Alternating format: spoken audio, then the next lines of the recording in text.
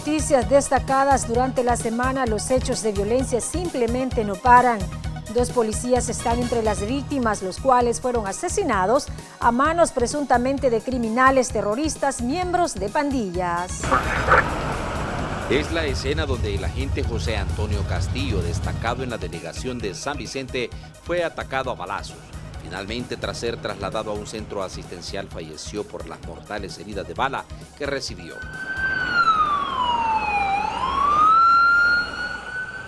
El atentado contra el uniformado fue en los alrededores del parque infantil en la capital.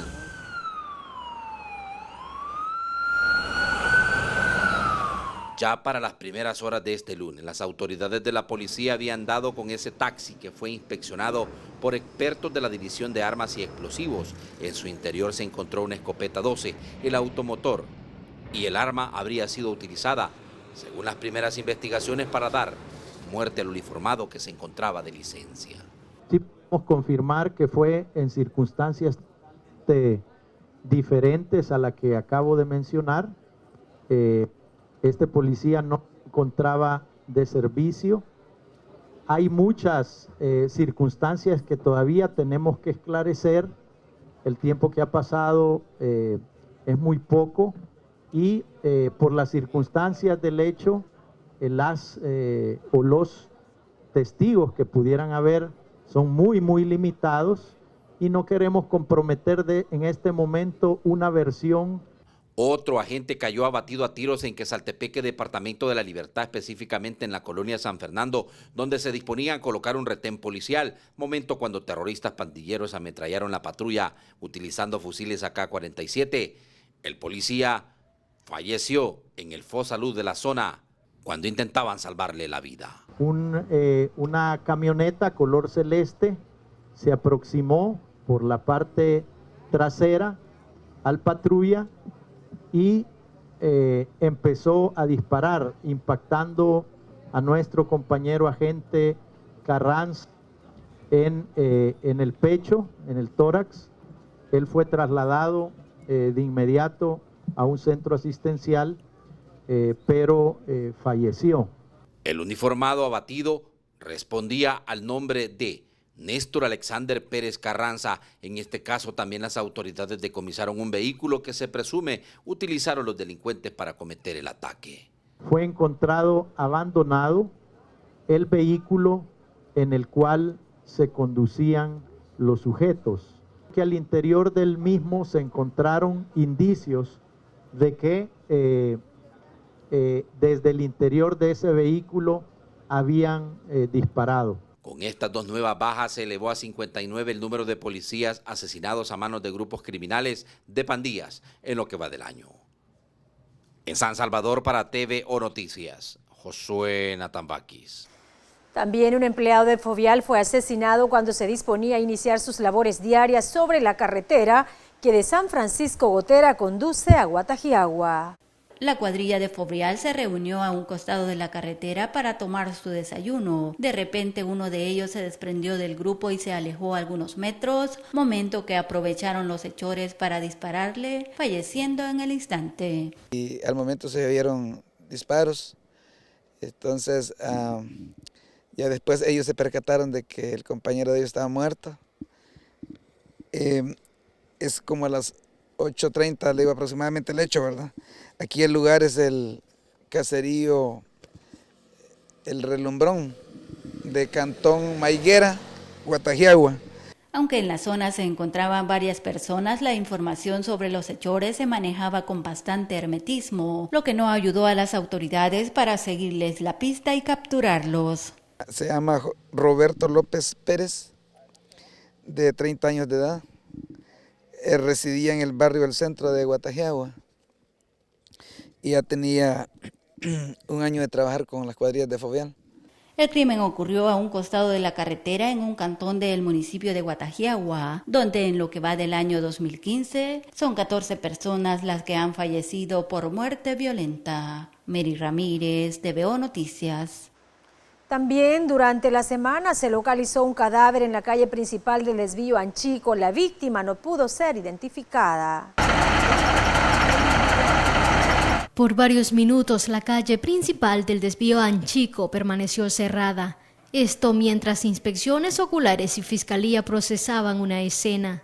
Tenemos de que una persona no identificada del sexo masculino, quien vestía un pantalón de mezclilla color azul, zapatos de lona color negro y una camisa tipo polo o sport a rayas con colores azul, celeste y negro. Una persona de aparentemente de entre 30 y 40 años de edad. La víctima, que se suma a la lista de personas que perecen por el flagelo de la violencia, lamentablemente no pudo ser identificada debido a que no portaba documentos de identidad personal. No se han encontrado documentos ni se ha personado ninguna familiar o alguien que lo conozca. La mitad del cadáver estaba cubierto con una bolsa plástica, por lo que el crimen se pudo cometer en otro lugar y luego abandonaron el cadáver en la zona. Aparentemente es una escena de liberación, ya que únicamente hemos encontrado el cuerpo, no así evidencias. Se desconoce cuántas horas tenía de fallecido y qué tipo de armas se usaron para quitarle la vida a este hombre. Yesmi Velázquez, TVO Noticias. Y en otro tema, 3 viviendas fueron consumidas en su totalidad por un voraz incendio cerca del Parque Centenario en la capital. Los propietarios denunciaron que el fuego fue provocado por un pandillero que fue sorprendido robando en la zona. Fue cuestión de pocos minutos para que esas 3 viviendas en la 10ª Avenida Norte, en las cercanías del Parque Centenario en la capital, fueran consumidas por las llamas.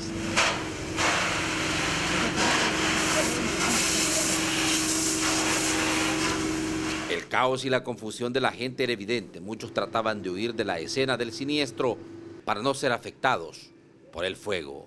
Solo el susto hemos tenido, ¿verdad? Porque este cemento, pero ya estaba cerca, ¿verdad?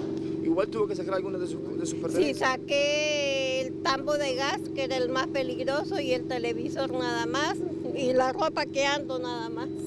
Las llamas consumieron todo a su paso. 3 viviendas fueron las mayormente afectadas. El siniestro se propagó fácilmente porque las casas son antiguas y están construidas con materiales altamente inflamables como madera y bahareque. Solamente podemos decirle que han sido 4 viviendas, entre eso es una tienda y un molino. Debido a la construcción de las viviendas, el fuego se propagó rápidamente, pero fue controlado por 3 motobombas y una cisterna. No se reportaron víctimas, pero sí cuantiosos daños materiales. Prácticamente los propietarios lo perdieron todo en el lugar. Había algunos negocios, una tienda, entre otros, y se cree que fue un pandillero que robaba en una de las viviendas el que inició el fuego. La hipótesis está como factible de acuerdo a alguna información, pero son datos que tenemos que tener cuidado en dárselos hasta que los confirmemos. Por ahora no hay una hipótesis bien fundada para poder establecer. Las pérdidas no han sido calculadas, pero ya las autoridades trabajan en esclarecer a ciencia cierta las causas que provocaron el siniestro. En San Salvador, para TVO Noticias, Josué Natambaquis. Por otra parte, un niño de Cojutepeque, departamento de Cuscatlán, se convirtió en la primera víctima por la mala manipulación de la pólvora. El menor falleció por severas quemaduras en el Hospital de Niños Benjamín Blum. El subdirector del Hospital Blum reveló los detalles del niño Jefferson Cruz, de 9 años de edad, la primera víctima en el feriado por la mala manipulación de la pólvora. La víctima tenía serias lesiones de quemaduras en su cuerpo que le causó supuestamente un volcancito, una versión que no termina de convencer a las autoridades del nosocomio por la gravedad de las lesiones.